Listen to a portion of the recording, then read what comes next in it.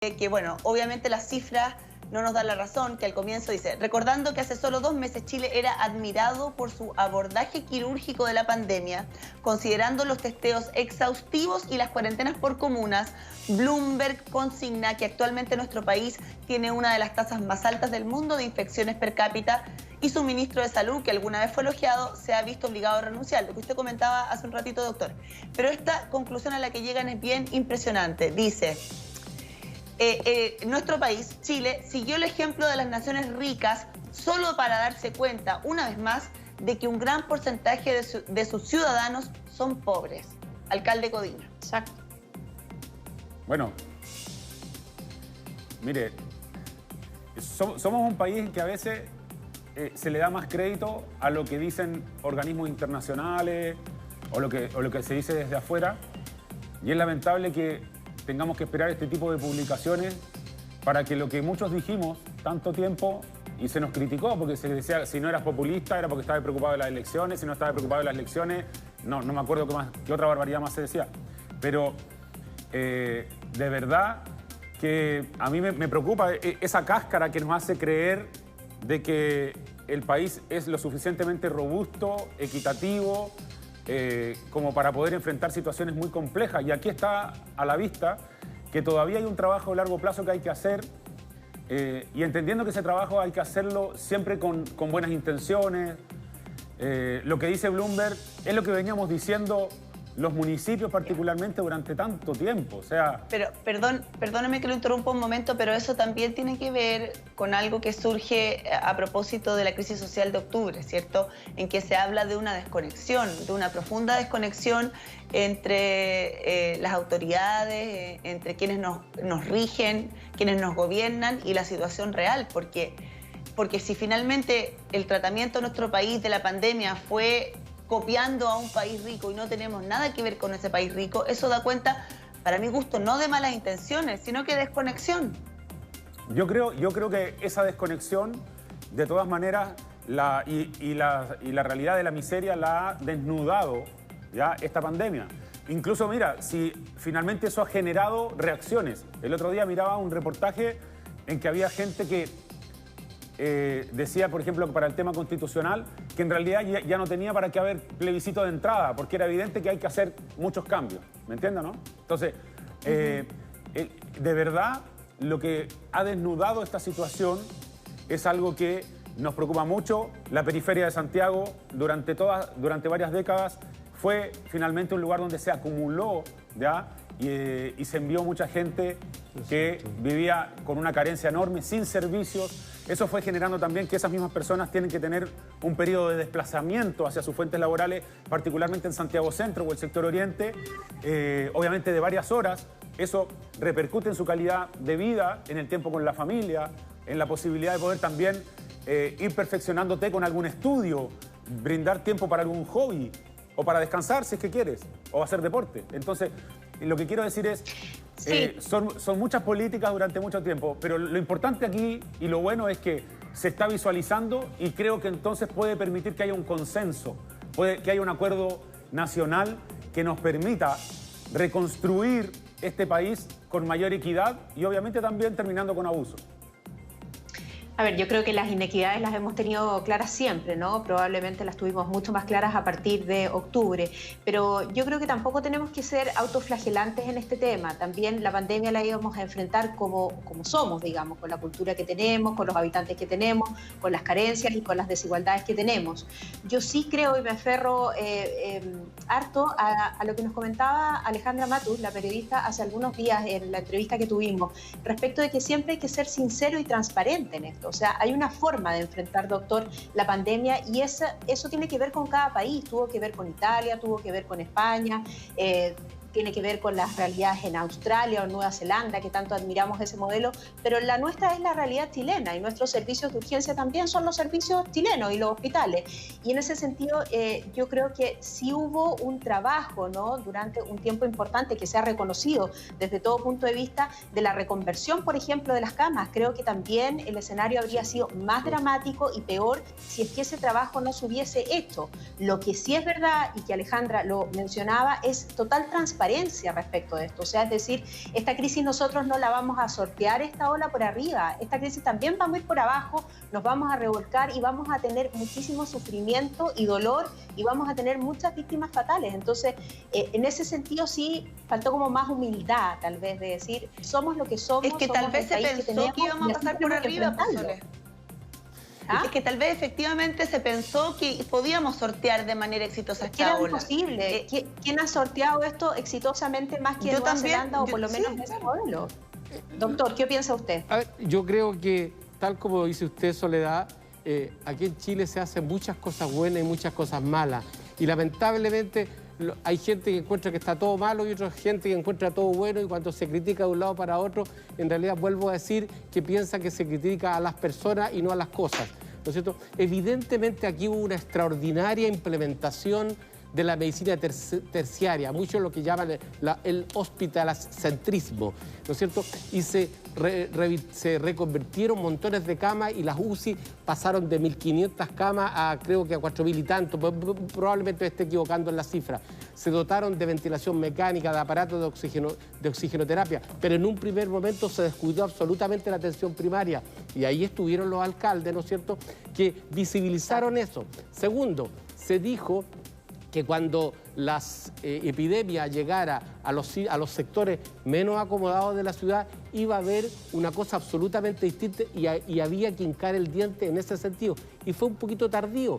Se habló, ¿no es cierto?, de la ayuda social y por parte de nuestro Congreso, por parte de muchos estamentos que participaron, fueron lentos. Entonces, tarde se distribuyó, no se utilizó el camino más lógico, que era los alcaldes que conocen mucho mejor sectorialmente las comunas. Entonces, por lo tanto, muchas cosas se hicieron buenas, pero algunas cosas lamentablemente tardías.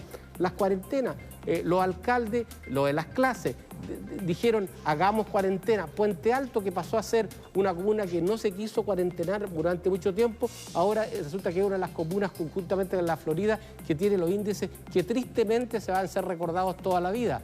Valparaíso, estamos viendo una situación crítica ya en Valparaíso, o sea, por lo tanto, felicitemos lo bueno, gracias a eso no estamos más mal de lo que podríamos estar.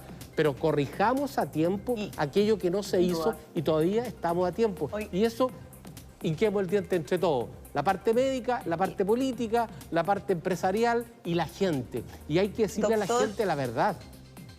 Sí, y en ese sentido que usted comenta que en Valparaíso y en Viña han sido súper obedientes con la cuarentena, pero bueno, llevan ¿cuántos días? Llevan poquito, pues, doctor. Entonces, yo creo que también eso, y una opinión súper personal, creo que en la medida en que se alarga una cuarentena que no es efectiva, como nos ha sucedido aquí en la región metropolitana, efectivamente se empieza a dejar de respetar por razones obvias, ¿cierto?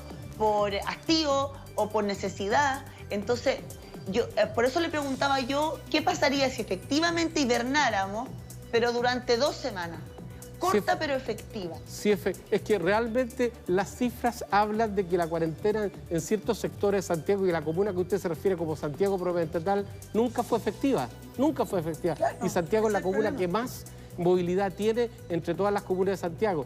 Por lo tanto, puede ser que eso pase también en Valparaíso, pues, doctor, o en otras regiones, en otras comunas de Chile, porque cuando se alarga algo, la gente tengo la sensación que lo deja de respetar, ¿o no? Por eso tenemos que hacerlo lo más corta posible, pero lo más eficiente posible.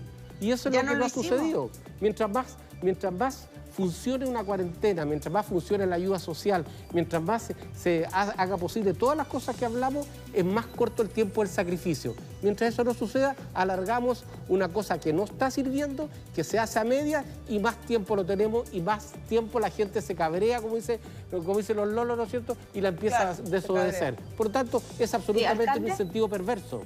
Se chatea, dicen los jóvenes. ¿Se qué? Claro, y además te comienza a...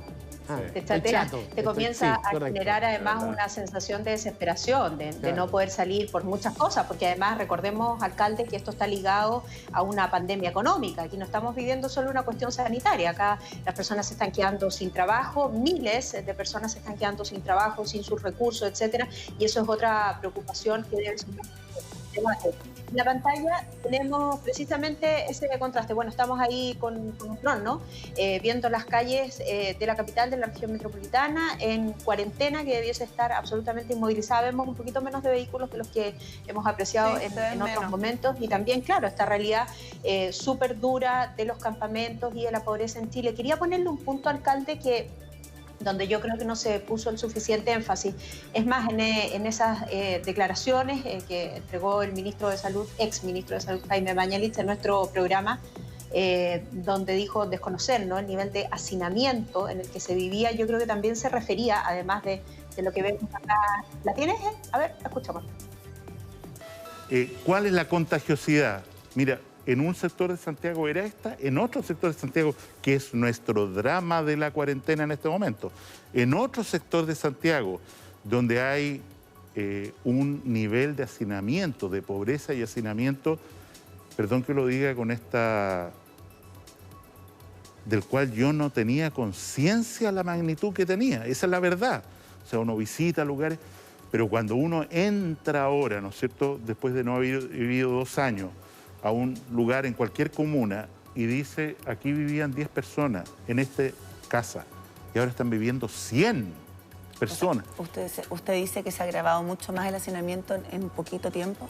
O sea, no tengo estadísticas sociales, pero lo que quiero decir es que se hace muy difícil y la tasa de contagiosidad, por lo tanto, aumenta, hacer un aislamiento social en las circunstancias, perdón que divida, de Santiago Poniente. Sí, claro. Se hace muy, muy difícil. Lo hemos comentado acá, ministro, 2 cuarentenas absolutamente distintas, ¿no? Las que partieron en el sector oriente de la capital y luego hasta el sur poniente o el sector norte de la capital. Súper interesante lo que usted acaba de decir y con mucha franqueza, además. Efectivamente, era un escenario del cual no tenía cuenta o no se lo imaginaba así. ¿Eso hizo que tomara decisiones cerradas? No, nosotros tenemos la siguiente situación en Chile. Bueno, ahí estaban las declaraciones del ministro en su momento cuando yo dije que me parecía que lo que había dicho era honesto. Llovieron las críticas sobre mí. Yo creo que efectivamente ahí está. Además, la contrapregunta respecto de si eso lo hizo llevar a decisiones erradas. Respecto de eso, alcalde, donde hay una honestidad por parte de la autoridad, por supuesto que critico que no haya sabido eso y por supuesto que estoy de acuerdo también con que las autoridades deben conocer esa realidad. Sin embargo, creo que se vieron sobrepasados por 2 temas en particular. Uno que tiene que ver con el nivel de hacinamiento y el segundo, y me gustaría conversar con usted, tiene que ver además con la realidad de la población migrante en Chile, de los inmigrantes en Chile. Yo creo que eso también ha sido un punto de inflexión, ¿no?, que ha permitido que la pandemia se expanda muchísimo más rápido. Estoy pensando, por ejemplo, en la comuna de Estación Central, donde su propio alcalde, Rodrigo Delgado, nos ha hablado, nos ha mostrado, hemos visto, y los medios también lo habíamos visto antes, respecto a las condiciones de hacinamiento en las que vive la población. Claro. Ahí, bueno, yo la verdad es que para mí fue un balde de agua fría cuando escuché al ministro decir eso. Se lo digo así como con mucha franqueza también, porque insisto que me acuerdo, mire, el 30 de agosto del 2003 es un día que yo lo recuerdo particularmente porque me tocó atajar al presidente Piñera en una demolición en Bajos de Mena, ¿ya? Y quedó un meme de esa cuestión. Sí, lo recordamos perfectamente. ¿Ya? Entonces, esa demolición era producto de que había un problema con el hacinamiento que habían generado las políticas públicas en vivienda durante la década de los 90 en nuestro país, particularmente en algunos sectores de Santiago, con bloques sociales, sin servicios, etc. Entonces, el mismo presidente Piñera sacó adelante una política que se llamó Segunda Oportunidad. De hecho, ya hay gente viviendo en su nueva casa, de esos departamentos que se demolieron y otros esperando la construcción de las nuevas viviendas que ya están construyéndose. Entonces, el tema del hacinamiento es dramático. El tema del hacinamiento es dramático. O sea, estamos hablando que a veces viven 2, 3 familias, 3 generaciones completas y en algunos casos incluso reciben amigos, amistades. Entonces, creo que es un tema muy delicado. Me parece bien, sí, y mire, y reconozco que hidalgamente el ministro, él reconoció una falencia. Entonces, por eso mismo también era tan importante haber incorporado en la toma de decisiones a distintos actores. que te pudieran entregar información sobre esos aspectos de la política pública que tal vez tú desconocías. Y eso es algo que también dice Bloomberg. En el informe que ustedes presentaron antes, en uno de sus acápites, lo que señala es que uno de los problemas que hubo al diseñar la política sanitaria y obviamente todas las aristas que esto tiene, fue no haber considerado realmente la opinión de distintos actores de la sociedad, ¿no es cierto?, expertos en distintos ámbitos, autoridades, organizaciones sociales, porque en la práctica ellos te podían haber entregado esa información que tú no tenías para haber tomado una buena decisión. O sea, sin duda hay una riqueza en escuchar versiones distintas, en rodearse de otras personas, sí, Sole, porque aquí lo que dice Bloomberg, justamente, y cito textual, el problema con este gobierno es que simplemente se rodea de su propia gente. Y en ese sentido, lo que usted dice, alcalde Codina, tiene todo el sentido del mundo, rodearse de nuevas opiniones, de personas de distintos sectores, ¿cierto? Pero yo pienso en esta situación y digo, ok, fuimos manejados como una pandemia en un país rico y no éramos un país rico, teníamos mucha pobreza. El primer error ahí. ¿Eso se puede revertir? ¿Qué es lo que se puede hacer a su juicio, alcalde? No desde el punto de vista sanitario, sino que desde el punto de vista social. ¿Se puede revertir o no se puede revertir? ¿O ya somos un fracaso nomás manejando esta pandemia?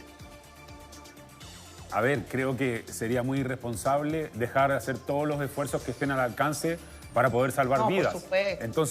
Entonces lo que le quiero decir ahí, Diana, es que a pesar de que estamos en un escenario adverso, que lo que se viene es muy complejo, porque creo que hemos llegado a un punto que la inercia de la pandemia, ¿ya? Porque tiene cierta inercia. El doctor decía hace algunos minutos atrás, cualquier cambio que tú hagas hoy día se demora 2, 3 semanas en empezar a tener algún efecto. Entonces, ¿qué significa eso?